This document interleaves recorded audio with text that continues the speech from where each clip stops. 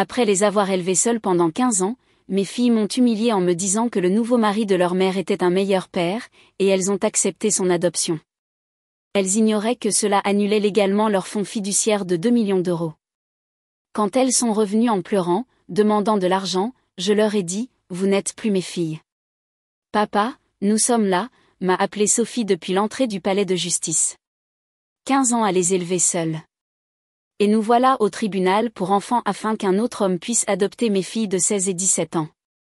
Êtes-vous sûr de cela ? Leur ai-je demandé une dernière fois alors que nous attendions devant la salle d'audience, accrochée à ce pathétique espoir qui me restait.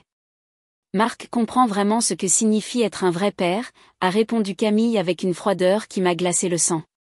Tout ce que tu sais dire, c'est qu'il n'y a pas d'argent. Il va nous emmener en Europe cet été et nous a déjà promis les meilleures universités. Sophie a ri. Enfin, nous allons avoir un père qui en vaut la peine, pas un qui nous embarrasse devant nos amis.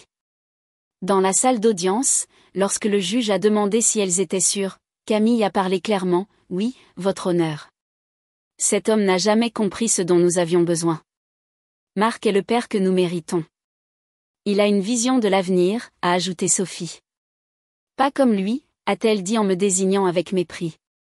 Le coup de marteau du juge a sonné comme une sentence de mort. Adoption approuvée. Je les ai vus courir vers lui, vers mon ex-femme. Les accolades qu'elles leur ont données, elles ne me les avaient jamais données avec une telle ferveur. Marc m'a regardé par-dessus leur tête et a souri.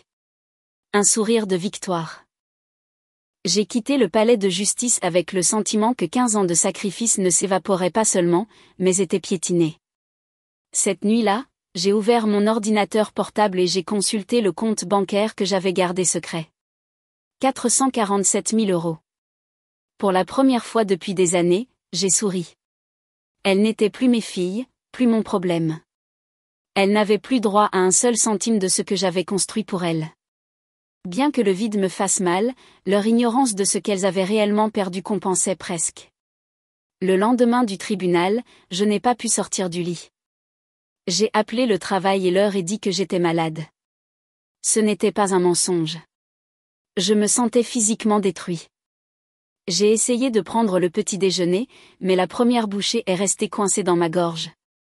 15 ans de sacrifice détruits en un après-midi, et par-dessus tout, je devais sourire comme si tout allait bien. Allongé là, fixant le plafond, je me suis souvenu de quelque chose. Le fonds fiduciaire de ma mère.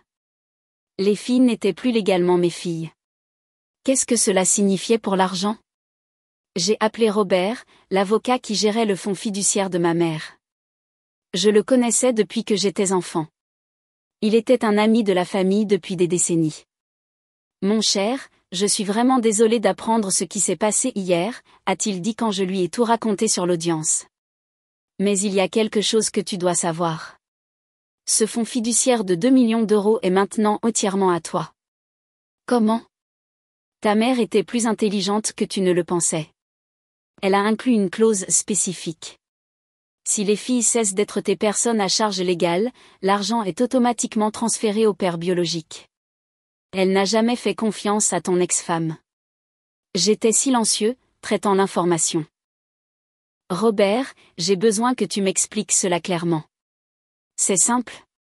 Elles t'ont renoncé en tant que père légal. Le fonds fiduciaire n'a plus de bénéficiaire valide. Les 2 millions d'euros sont entièrement à toi. Sans aucune condition. Cet argent n'a jamais été touché car il était destiné à leurs études universitaires. J'ai raccroché et suis allé directement à mon bureau. J'ai sorti mes mots de passe du coffre-fort et me suis connecté à tous mes comptes bancaires. 447 000 € sur mon compte personnel. Maintenant, avec les 2 millions d'euros du fonds fiduciaire, j'avais 2 447 000 €. Ma récompense pour avoir sacrifié 15 ans de ma vie pour elle. Le même après-midi, j'ai commencé ma propre enquête. Robert avait mentionné qu'il connaissait un comptable qui pourrait discrètement examiner les finances de Marc, mais cela prendrait du temps. Pendant ce temps, je me suis souvenu que Sophie avait utilisé mon ancien MacBook pendant ses premières années de lycée. Je l'ai trouvé rangé dans le placard et quand je l'ai allumé, j'ai découvert que son iCloud était toujours synchronisé. Ses messages, ses photos, tout était là. Ce que j'ai lu dans les discussions familiales m'a à la fois détruit et éclairé. Des messages entre mon ex-femme et les filles remontant à 2 ans. Chaque sacrifice que j'avais fait était réinterprété comme un échec. Papa travaille tellement parce qu'il ne se soucie pas de nous. Il ne se soucie que de l'argent. Il ne nous emmène jamais dans de beaux endroits parce qu'il est radin. C'est embarrassant qu'il conduise cette vieille voiture alors que tous les pères de nos amis ont de nouvelles voitures. J'ai honte quand il vient me chercher à l'école. Les autres mères se moquent de sa voiture. J'espère qu'il ne viendra pas à la remise des diplômes de Camille. Il aura l'air mal à côté des autres pères. Mon ex avait construit un récit complet. J'étais le méchant avare. Marc était le héros sauveur qui les emmenait dans des restaurants chers et leur achetait des vêtements de marque quand elle lui rendait visite le week-end. Elle avait orchestré cette trahison pendant des années, utilisant chaque cadeau coûteux pour contraster avec ma mesquinerie. Une semaine plus tard, le comptable m'a appelé avec des informations préliminaires sur Marc. Ton ex-beau-frère est dans le pétrin, m'a-t-il dit sans détour. Il doit 400 000 € à des prêteurs privés. Son entreprise est en faillite depuis 6 mois. D'après les registres publics que j'ai pu consulter, il a désespérément besoin d'argent. Et mon ex-femme le sait. Je ne suis pas sûre, mais d'après ce que j'ai pu voir dans les registres publics, elle pourrait lui prêter de l'argent qu'elle n'a pas. La même nuit, Sophie m'a envoyé une vidéo sur WhatsApp. Elle et Camille posaient à côté d'une BMW décapotable rouge. Regarde ce que papa Marc va nous offrir pour nos 18 ans, une pour chacune de nous. Enfin, quelqu'un qui investit dans notre avenir et comprend que nous devons arriver à l'université avec style. J'ai répondu avec un simple emoji pouce levé. Le rapport du comptable m'a fait réfléchir. Si Marc était si désespéré, qui d'autre aurait-il demandé de l'argent? Il n'y avait qu'une seule personne assez proche et assez confiante pour tomber dans son piège. J'ai cherché le numéro de Monsieur Charles, le père de mon ex-femme. Nous ne nous étions pas parlé depuis 1 an. Monsieur Charles, c'est Léo. Il y a eu un silence sur la ligne. Mon cher, a-t-il dit d'une voix fatiguée. Je savais que tu appellerais un jour. Comment vont mes petites filles, a-t-il demandé, inquiet. Je n'ai pas eu de nouvelles d'elles depuis des semaines. Ma fille m'a dit qu'elles étaient occupées par l'école. J'ai dû lui raconter le tribunal, l'adoption, tout. Il est resté silencieux pendant un long moment. Quand il a repris la parole, sa voix tremblait de fureur. Ce sale type. Sais-tu pourquoi elle ne me laissait pas les voir? Parce qu'elle savait que je découvrirais la vérité sur ce Marc. Quelle vérité, monsieur Charles? Ce salaud me doit 60 000 € que je lui ai prêtés il y a 2 ans pour sauver son entreprise. Ma fille a juré qu'il me rembourserait. Maintenant, je comprends pourquoi il voulait ce fonds fiduciaire. Sa voix est devenue plus dure. Mais il y a plus. Il y a 5 ans, ce type a escroqué une compagnie d'assurance en simulant un accident de travail. Ma fille l'a aidé à falsifier des documents médicaux. J'ai des copies de tout parce qu'elle m'a demandé de garder des papiers importants chez moi. Pourquoi me dites-vous cela maintenant, monsieur Charles?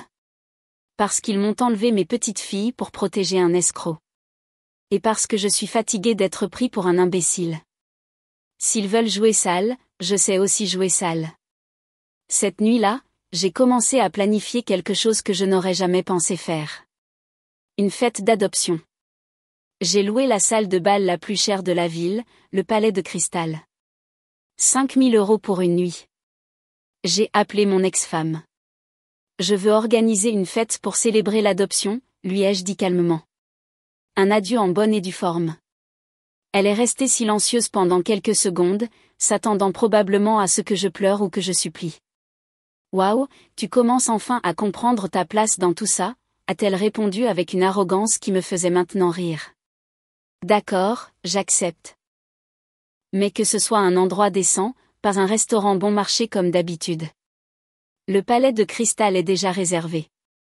Vraiment? Sa surprise était évidente. Eh bien, alors assure-toi que le champagne soit du Ruinart, pas cette camelote que tu avais l'habitude d'acheter. Bien sûr, les jours suivants ont été consacrés à la préparation de 2 présentations PowerPoint avec toutes les informations que j'avais recueillies, les messages des filles, les rapports du comptable sur Marc, les documents de fraude à l'assurance de Monsieur Charles, des captures d'écran des vidéos montrant les BMW, et bien sûr, les relevés bancaires montrant les millions qu'elle venait de perdre. J'ai également décidé de changer mon apparence. Ce n'était pas seulement la salle de sport. J'ai engagé un entraîneur personnel, un nutritionniste et un tailleur pour me faire des costumes sur mesure. Si je devais faire ça, j'allais bien le faire. Une semaine avant la fête, un colis est arrivé par coursier. À l'intérieur se trouvaient toutes les photos père-fille que j'avais encadrées chez moi, celles qui, j'avais remarqué, manquaient, ainsi qu'une note manuscrite de Sophie, tu peux garder les souvenirs. Nous prendrons l'avenir. Cette nuit-là, j'ai brûlé les photos dans la cheminée. Je ne ressentais plus de douleur, seulement une clarté froide et absolue. Le lendemain, au lieu de m'enfoncer dans le canapé, je suis allée à la salle de sport. C'est là, en soulevant plus de poids que je ne l'avais fait depuis des années, que je l'ai vue pour la première fois. Son nom était Hélène. Rien ne s'est passé ce jour-là, mais pour la première fois depuis longtemps, j'ai réalisé qu'il y avait un monde au-delà des murs de ma maison. L'audit était terminé. Il était temps de collecter et peut-être de revivre. Les chiffres ne mentaient pas, et les chiffres disaient qu'il était temps de collecter. Le premier signe de leur panique est apparu 3 jours après la confirmation de la fête. Mon ex-femme m'a envoyé un message. J'ai besoin de la liste des invités pour la filtrer. Je veux m'assurer que c'est approprié pour les filles. Je lui ai envoyé une liste de 40 personnes. Ce que je ne lui ai pas dit, c'est que j'avais préparé une deuxième liste avec toutes les personnes qu'elle raillerait, les collègues qui connaissaient la vérité sur Marc, l'ancien associé à qui il devait de l'argent, et bien sûr, Monsieur Charles. Comme prévu, elle a renvoyé la liste avec la moitié des noms rayés. Ces personnes ne sont pas appropriées pour une célébration familiale, a-t-elle écrit. Parfait. Le même après-midi, Marc m'a appelé directement pour la première fois. Salut, on peut parler comme des hommes? Sa voix essayait de paraître cordiale, mais j'ai détecté de la nervosité. Bien sûr. Écoute, maintenant que je suis le père des filles, j'aimerais avoir accès à leur compte d'études. Mon avocat dit qu'en tant que tuteur légal, j'ai le droit de gérer le fonds fiduciaire que ta mère leur a laissé. C'était ça. La vraie raison de tout ce fonds fiduciaire. J'ai feint la confusion. Marc, je ne sais pas de quoi tu parles. Allez, mon gars. Ma femme m'a dit qu'il y avait de l'argent mis de côté pour leur éducation. Un fonds que ta mère a créé pour les filles. Oh, ça. Je n'ai jamais eu accès à ces fonds. Ma mère gérait tout. Et puis Robert. Robert, l'avocat de la famille. Mais honnêtement, il ne m'a jamais dit exactement combien il y avait dedans. Il y a eu un long silence. Pourrais-tu me donner son numéro? Bien sûr. Je lui ai donné le numéro de Robert, sachant exactement ce qui allait se passer. Il a raccroché rapidement. Le lendemain, Robert m'a appelé, mort de rire. Mon cher, le mari de ton ex-femme vient de m'appeler pour exiger l'accès au fonds fiduciaire. Quand je lui ai expliqué qu'il n'avait plus de bénéficiaires valides à cause de l'adoption, il est devenu fou. Qu'est-ce que tu lui as dit exactement? La vérité. Que l'argent te revenait automatiquement quand elles ont légalement renoncé à être tes filles. Il est resté silencieux pendant environ 5 minutes, puis a commencé à crier que c'était impossible. Cet après-midi-là, mon téléphone a explosé. Mon ex-femme m'a appelée furieuse. Tu es un putain de voleur. A-t-elle hurlé dès que j'ai décroché. Pardon? Tu as volé l'argent de mes filles. Ce fonds fiduciaire était pour elles. C'était tes filles. Ce ne sont plus mes filles. Tu te souviens? Tu l'as dit toi-même au tribunal. Tu sais parfaitement ce que je veux dire. Je sais exactement ce que tu veux dire. Tu as fait adopter mes filles pour voler leur argent, et maintenant tu es furieuse parce que le plan a échoué. La ligne est restée silencieuse pendant quelques secondes.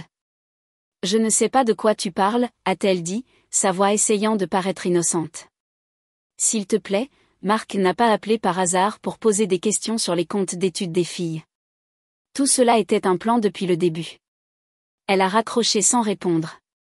2 jours plus tard, j'ai reçu une visite qui a confirmé jusqu'où elles étaient prêtes à aller. Une assistante sociale a frappé à ma porte, accompagnée d'un officier de police. Monsieur, nous avons reçu une plainte formelle pour maltraitance d'enfants et négligence financière, a déclaré l'assistante sociale. Pouvons-nous entrer? Mon cœur s'est emballé, mais je les ai laissés entrer. Ma maison était impeccable, mes documents organisés. Je m'attendais à quelque chose comme ça. Les plaignants allèguent que vous avez refusé un soutien financier de base à des mineurs pendant des années, leur causant un grave traumatisme psychologique. Qui sont les plaignants? Votre ex-femme et son mari actuel. Ils ont également des déclarations signées des mineurs. C'était ça. Elles avaient convaincu mes propres filles de m'accuser formellement de maltraitance. Puis-je voir les déclarations? Ils m'ont montré les documents. Sophie et Camille avaient signé des affidavits sous serment alléguant une privation émotionnelle, une négligence financière intentionnelle et des dommages psychologiques dus à des conditions de vie inadéquates. Ce sont des accusations très graves, m'a dit l'officier. Si elles sont prouvées, nous parlons de charges criminelles. Je comprends. Puis-je avoir quelques minutes pour chercher des documents? Je suis montée dans ma chambre et je suis redescendue avec une boîte pleine de papiers, de relevés bancaires, de factures de scolarité payées, de reçus de fournitures scolaires, de factures médicales, tout ce que j'avais économisé pendant 15 ans. Voici toutes les dépenses que j'ai couvertes pour les filles pendant 15 ans. Frais de scolarité privée, assurance maladie privée, activités extrascolaires, vêtements, nourriture, tout documenté. L'assistante sociale a examiné les documents pendant une demi-heure. Monsieur, cela montre clairement que vous avez couvert toutes les dépenses de base et plus encore. Y a-t-il une raison pour laquelle les mineurs signeraient ces déclarations? Parce que leurs parents adoptifs les ont convaincus qu'elles avaient besoin d'accéder à un fonds fiduciaire familial qu'elles ne peuvent plus toucher. J'ai expliqué toute la situation avec le fonds fiduciaire, l'adoption et l'appel de Marc. L'officier et l'assistante sociale ont échangé des regards.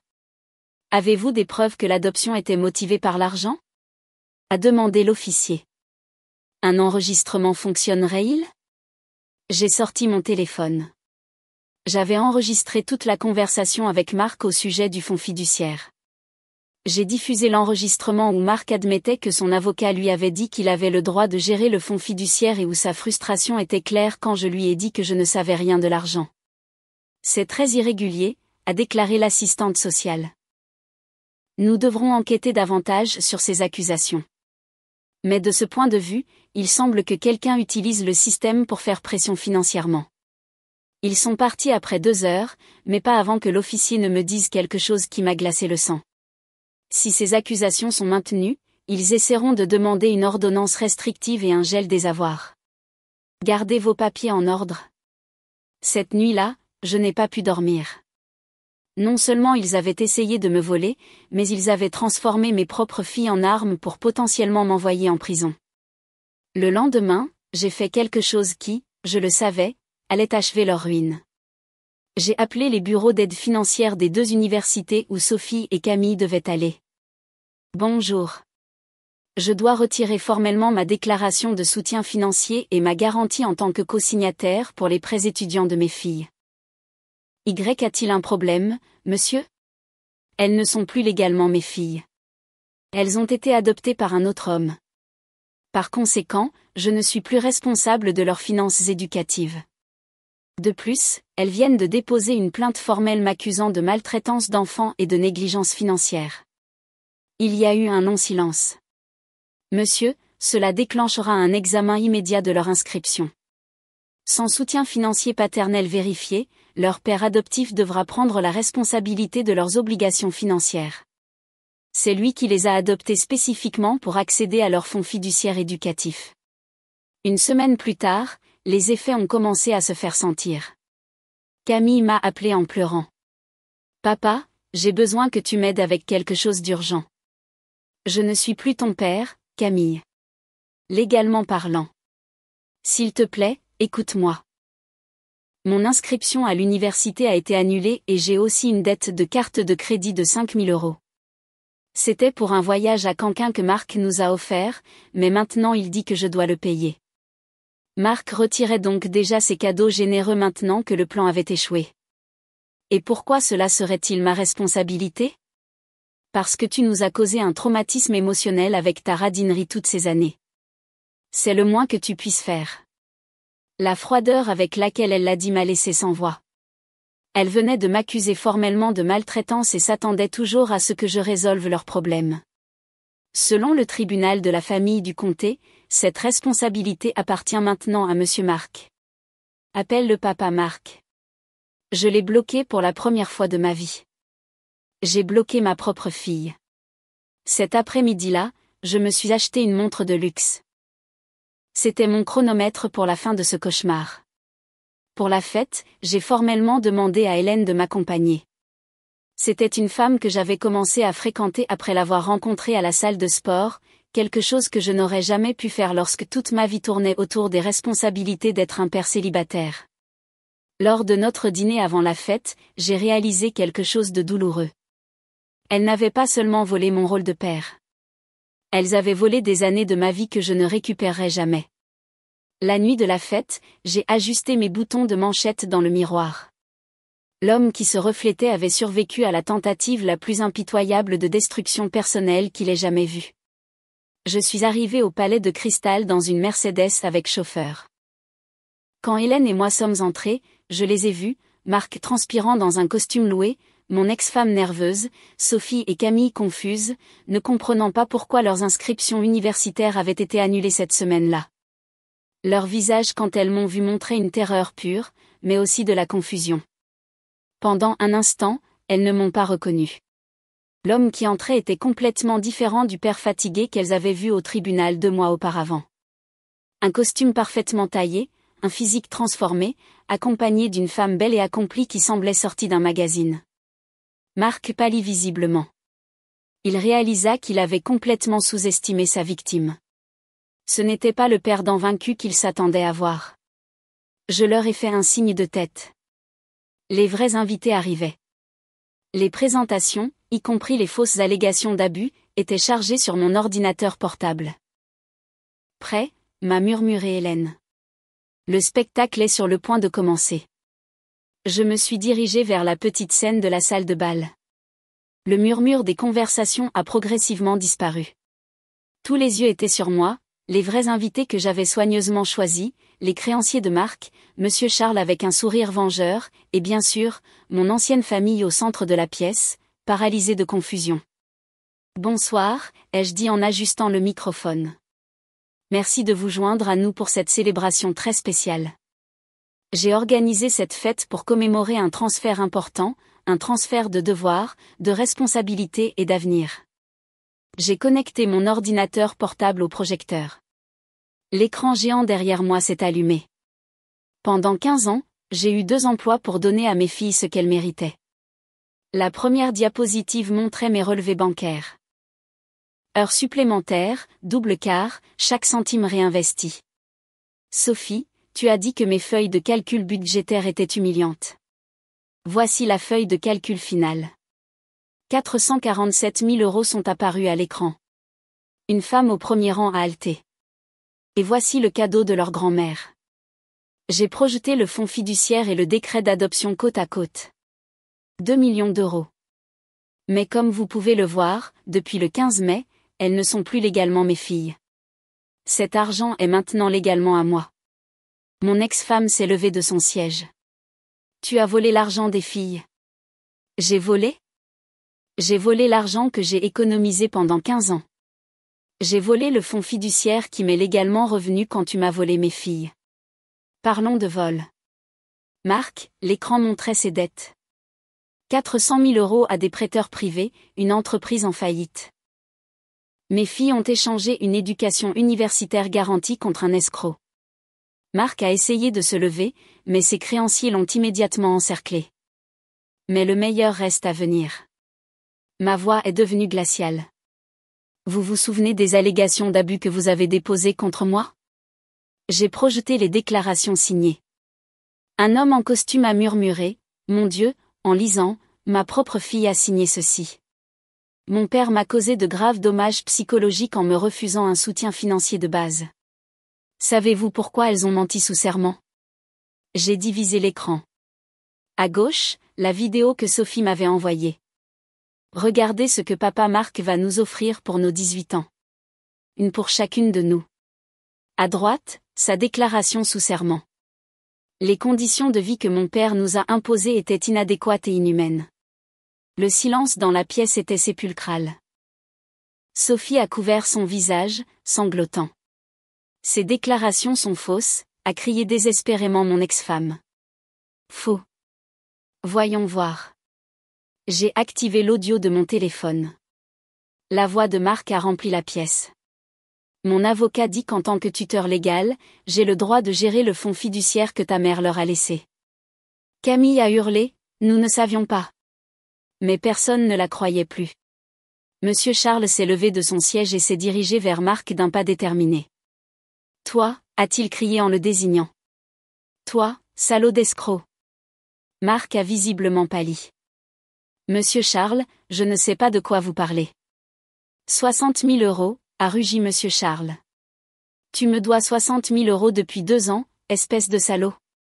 Tu as dit que c'était pour sauver ton entreprise. Toute la pièce est restée silencieuse. Marc a essayé de reculer, mais les créanciers l'ont encerclé. Et ce n'est pas tout, a continué Monsieur Charles, sa voix tremblante de rage. Tu as convaincu ma fille de m'interdire de voir mes petites filles, tout ça pour que je ne découvre pas que tu es un incapable. Monsieur Charles, s'il vous plaît, a bégayé Marc. S'il vous plaît, quoi? S'il vous plaît, ne dites pas que vous avez aussi escroqué une compagnie d'assurance. Saviez-vous tous qu'ils m'ont accusé d'abus pour aider un criminel? Parce qu'il s'avère que Marc n'est pas seulement un escroc familial. J'ai projeté les documents de fraude à l'assurance. Il y a 5 ans, il a fraudé une compagnie d'assurance. Mon ex-femme l'a aidé à falsifier des documents médicaux. Le visage de mon ex-femme s'est effondré. Plusieurs invités ont commencé à sortir leur téléphone pour enregistrer. Marc a essayé de fuir, mais Monsieur Charles l'a bloqué. Tu n'iras nulle part, voleur. Tu as dit à mes petites filles que leur grand-père était une mauvaise personne pour qu'elles ne découvrent pas que tu vis en escroquant les gens. Et voici la fin parfaite, ai-je dit en projetant la dernière diapositive. Non seulement elles ont perdu le fonds fiduciaire et mon argent, mais les universités n'ont pas seulement annulé leurs inscriptions, elles les ont signalées à d'autres institutions pour fraude documentaire. Elles sont sur liste noire. Sophie et Camille se sont regardées, horrifiées. Leur avenir éducatif avait complètement disparu. Papa, s'il te plaît, a sangloté Sophie. Nous ne savions pas. Vous ne saviez pas quoi? Que vous m'avez formellement accusé d'abus?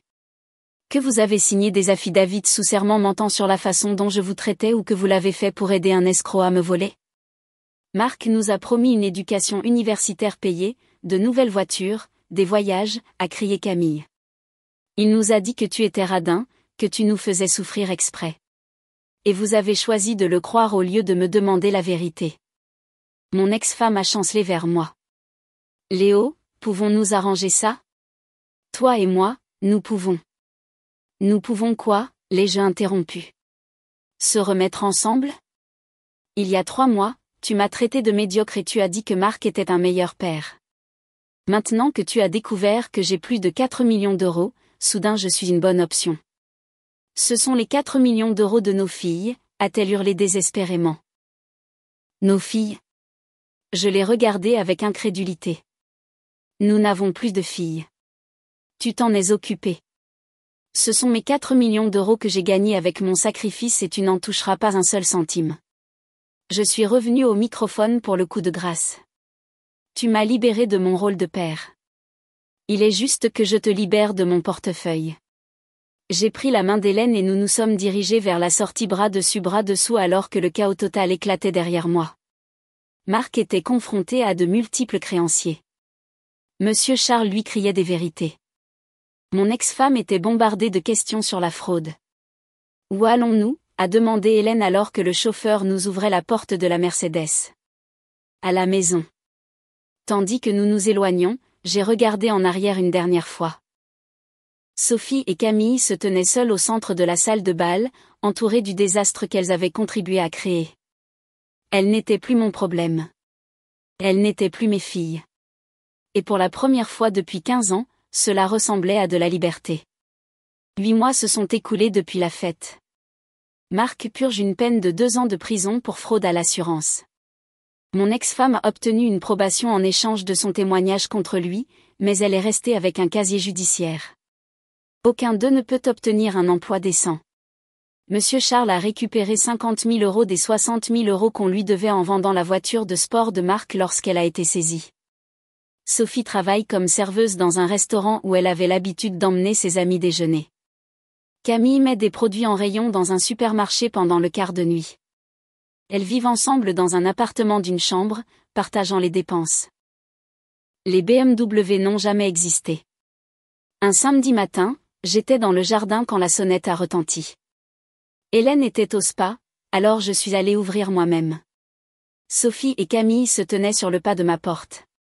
Elles avaient l'air différentes, plus minces, fatiguées, mais avec quelque chose dans leurs yeux que je n'avais pas vu depuis des années.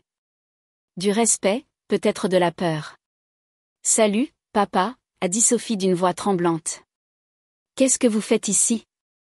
Mon ton était neutre, pas hostile, mais pas chaleureux non plus. « Nous voulions te parler », a répondu Camille. « Si tu as le temps. » Pendant 8 mois, nous avons travaillé et réfléchi à ce que nous t'avons fait. Nous t'avons traité de radin alors que tu avais 2 emplois pour nous donner tout. Maintenant, nous savons ce que c'est de se lever à 5 heures du matin pour compter chaque centime, a ajouté Sophie. Nous comprenons que tu as fait ça pour nous pendant 15 ans. Elles ont pleuré en silence. Papa, a dit Sophie, nous savons que nous n'avons aucun droit de te demander quoi que ce soit, mais nous voulons te montrer que nous comprenons. Elles m'ont montré des feuilles de calcul de leurs dépenses, des plans de travail à temps partiel, des budgets universitaires calculés au centime près. Tout ce que j'avais fait pendant des années alors qu'elles se moquaient de moi. C'est un prêt, a précisé Camille, avec intérêt. Nous voulons regagner le droit d'être tes filles. Je n'ai pas dit oui immédiatement. Je leur ai dit que j'y réfléchirais. La semaine dernière, je leur ai envoyé un contrat professionnel, un accord de financement d'études, un prêt à 3% d'intérêt, conditionnel au maintien d'une moyenne de 3,5, à un travail de 20 heures par semaine, à des rapports de dépenses mensuels et à des appels vidéo bi-hebdomadaires. Elles l'ont signé sans lire toutes les petites lignes. Hélène et moi avons emménagé dans une maison avec vue sur l'océan. J'ai voyagé en Europe 2 fois cette année. J'ai investi l'argent et il a déjà généré 800 000 € supplémentaires. Pour la première fois en 15 ans, je vis la vie que je veux. Hier soir, j'ai eu le premier appel vidéo avec Sophie. Elle m'a montré ses notes, toutes excellentes. Son budget était parfait. Quand nous avons eu fini, elle a dit « Merci de nous avoir donné une seconde chance, papa. » « Tu la mérites », ai-je répondu. Ce n'est pas la relation père-fille que nous avions avant. C'est mieux. C'est basé sur le respect mutuel, pas sur l'obligation. Elles comprennent la valeur des choses parce qu'elles les paient de leur propre sueur. Mon ex-femme m'a envoyé des messages pendant des mois. Le dernier disait « Je te déteste. Tu as ruiné nos vies. » J'ai changé de numéro. Parfois, je me demande si j'ai été trop dure. Puis je me souviens de Camille me disant « Marc nous a promis une éducation universitaire payée, de nouvelles voitures, des voyages. Il nous a dit que tu étais radin par choix, pas par nécessité. » Et ça passe.